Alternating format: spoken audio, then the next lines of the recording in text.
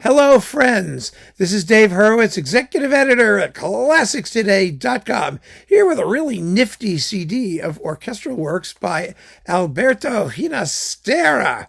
What a great composer he is, the great Argentinian composer. Now, Ginastera's music divides up into three rough periods, and we don't need to get into the details about them, but he's best known for the easy music of his first period. It's nationalistic and, romantic nationalist stuff, based on Argentinian folk music and whatnot. It's wonderful. Things like the ballet Estancia, which everybody loves, especially the concluding Malombo, which is more fun than anyone has any right to have. Then he started to go through more avant-garde phases. His avant-garde expressionist period is more strictly avant-garde period, the atonal period, but it's all the same guy, and recognizably so. His use of these driving 6/8 rhythms that derive from Argentinian folk music, the hallucinatory presto scherzo things that are sort of nightmarish and fascinating. You can tell who the composer is immediately. And that's what makes it wonderful. So this disc contains mostly late stuff in his more difficult and dissonant idioms. But like I keep saying, it's just all of a piece. So you can enjoy it tremendously. And I like his atonal music. I think it's fun. So there.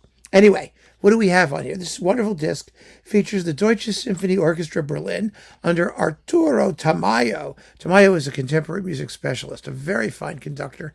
You may remember some of his recordings of music by, like Maurice Ohana, for example, on timpani and things like that. He's around doing modern stuff, and he's usually terrific, and he is here. We've got the Estudios Sinfónicos, opus 35, a wonderful suite of 6 pieces, and they are all, they're etudes for orchestra in tiny print. I have the first is in a festive mode, and then let's see, para los movimientos aligeros and para las densidades and para una sola nota. It's almost like Chelsea, one note, doing little things. Microtones, which is very interesting. And then for the virtuoso orchestra. Yeah, really, really cool. So there's that. And that's probably the most modernist piece here. And it's fascinating and so much fun to listen to. I mean, there's short little movements, 3, 2 minutes, and 1 minute, Great stuff. Then we have the Glossus sobre temes de Pau Casals, opus 48. This exists in 2 versions, for string orchestra, which is the one that's here, and for full orchestra. And he takes themes by Pablo Casals and subjects them to avant-garde treatment.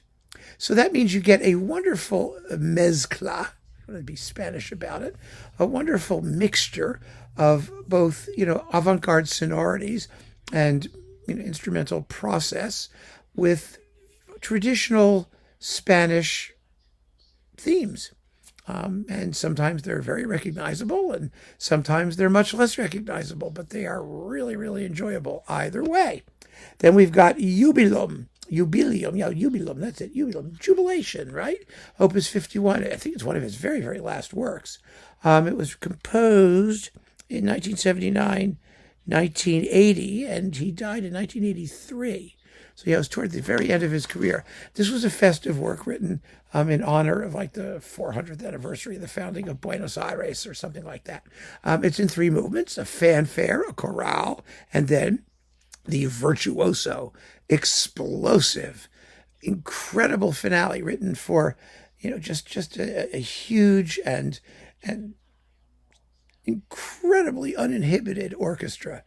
See, Ginastera was like that, He liked writing for a big orchestra and these explosive climaxes, and it's just wonderful. And the finale of Iubilim sounds quite a bit like the finale of the Estudios sinfónicos, that sort of compound meter, exciting, virtuoso stuff.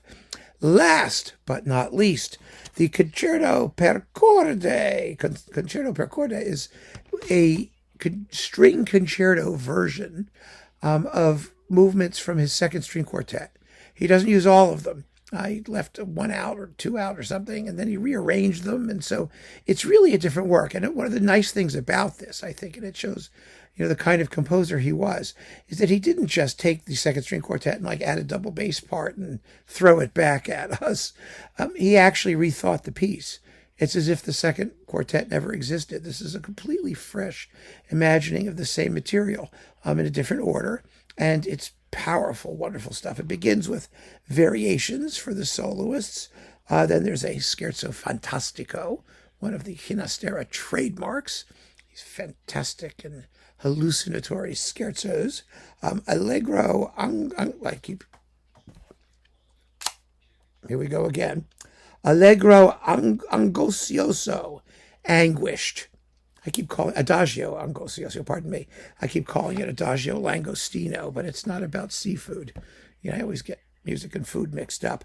And then the finale, furioso. Oh boy, it just goes like crazy. This is really, really enjoyable. If you like contemporary music and the virtuoso exploitation of, all the things that modern orchestras can do, both string or ensembles and larger ensembles. This is just a must. It's on Capriccio. It's very well recorded. Again, Arturo Tamayo conducts marvelously. It's first-class stuff, and you really ought to give it a listen. And you can download it, too. I have it on my iPhone. I like to play it on the train. It chugs along very nicely. So keep on listening, friends. Thanks for joining me. Take care.